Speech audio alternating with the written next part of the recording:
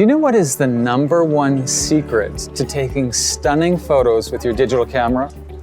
The kind of photos you've been dreaming to take since you bought your expensive camera? It's using light correctly and with purpose. You might be thinking that all photographers already know that light is the basis of photography. And you'd be right. But it's also true that just a few subtle but powerful secrets for using light will improve your photography like nothing else. My name is Mark Hemmings, and I'm an internationally recognized photographer and photography instructor. And in this video, I'll share with you 4 ways to use light in your photos that will guarantee your photos will stand out dramatically. I'll share all of my considerations for composing my example shots and exactly which camera settings I use to get them. Once you start using these techniques for your own photos, they will never be the same again.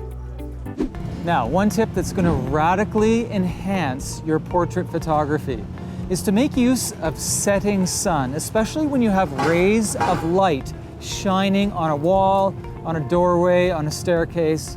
Position your friend or your model in the light so that his or her face is illuminated by that wonderful soft light. Now keep in mind, you're probably going to have to underexpose the picture, make it a bit darker. The reason is the camera sees so much shadow around the space that will compensate by making the picture brighter. That means that your friend's face is going to be way too bright. So to do that, you're going to use exposure compensation and go down to the minus side to make the picture a bit darker. Ultimately, exposure of the face, skin tone, has to be your priority. Don't worry about the exposure of anything else. Also, don't forget, stay low. It's always good to photograph your models when you are in a low position and they are slightly higher than the lens. This really empowers the subject and really helps to make an excellent portrait that's full of drama. Now, as for the camera mode, I usually like to use aperture priority for portraits, especially outdoor portraits. And I often use the lowest f-stop number possible. For this lens, it's an f2.8. However, because I don't really care so much about background blur, because there's nothing behind my model except a beautiful wooden door, it doesn't matter. I could use f2.8 or I could use f8. Usually you're going to choose your aperture based on how much light you have and are you using a tripod or not. I was hand holding, therefore I like to use a low aperture f-stop number in order to avoid camera shake. I hope those tips helped to give you excellent portraiture in the evening when the sun is low and extremely beautiful.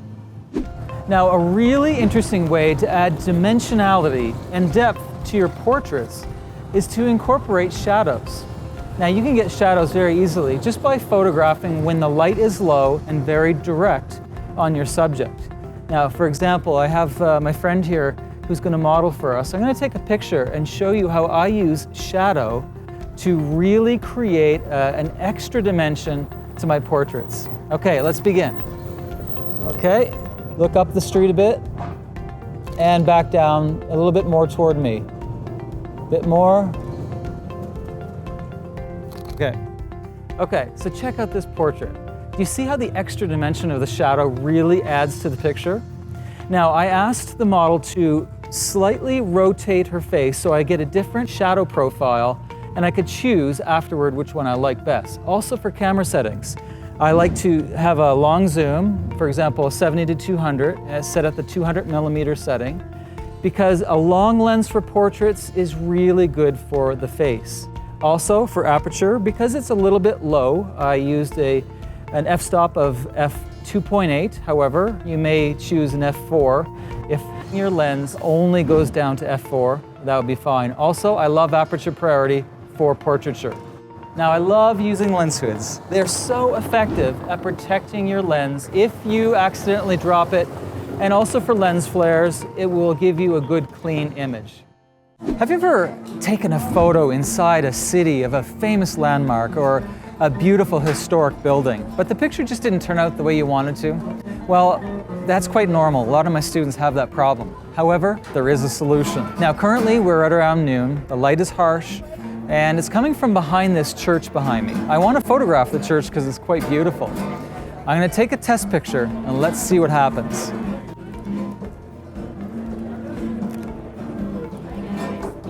Okay, now as you can see, we have a kind of an undramatic picture. There's a lot of blue haze in the picture. The shadows are very deep, and specifically, the church is not illuminated. Now, one of the big problems is backlighting. The light is coming from behind the church. That means that the church facade is sort of in a dark shade and has a bluish tone, which really doesn't look good. So, how do we fix that? Well, let's come back tonight and see what happens.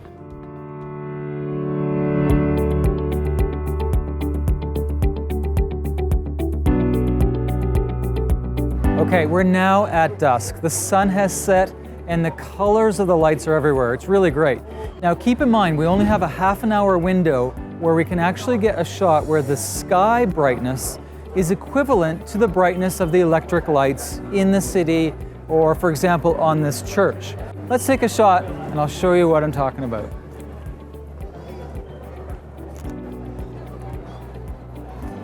Okay, so as you can see, we have a really good balance between the sky and the lights on the church and the surrounding buildings. This is the perfect time to photograph. Now the nice thing is we absolutely lost all those deep shadows that we had in the former picture. Also, we don't have that sort of ugly blue haze, and the church is looking really good and it's not in the shadow. This is the advantage of waiting for different lighting. Okay, I'm here in the same spot, this time early morning, and I'm going to take advantage of side lighting. Let me take a test shot to show you.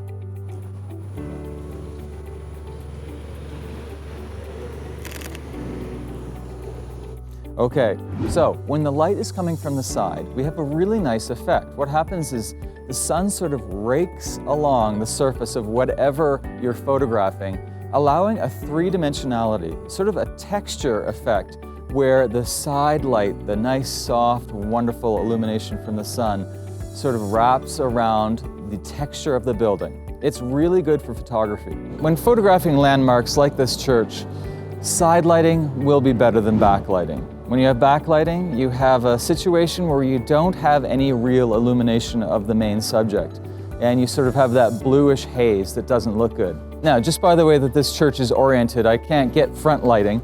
However, front lighting is pretty good. It works well. Also, cloudy days produce a soft effect, which will allow you to get a nice, soft image. So don't forget, time of day is so important in photography. Each part of the day has a different value for your incredible photographs.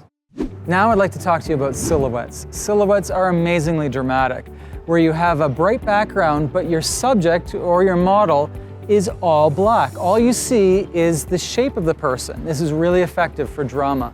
So let me show you how to do it. First, I'd like you to switch to aperture priority.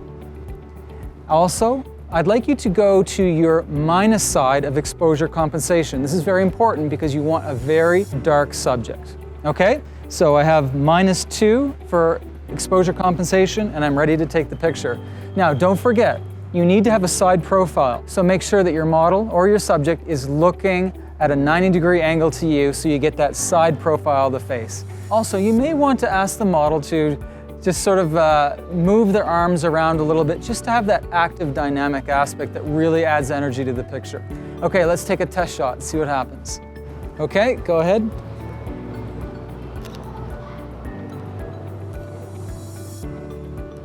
Okay, hands down now. Just pull your hair back so it's really, it's sort of flying up right now a little bit. So pull it back into like a ponytail. Yeah. Okay, arms down. Okay, so what do you think? We have a really nice, deep, rich silhouette here. Now, keep in mind, to get a good silhouette, you should have a brighter background than the foreground. For example, I'm in a dark, shady area right now, but the background behind the model is very bright. This is a perfect situation for getting excellent silhouette portraits. Thank you so much for watching. I really hope you enjoyed this video, and I hope that you got a lot of value out of it. Now, there's so much more I'd like to tell you about digital photography. And while I didn't hold anything back, there's only so much I could share with you in a short video like this.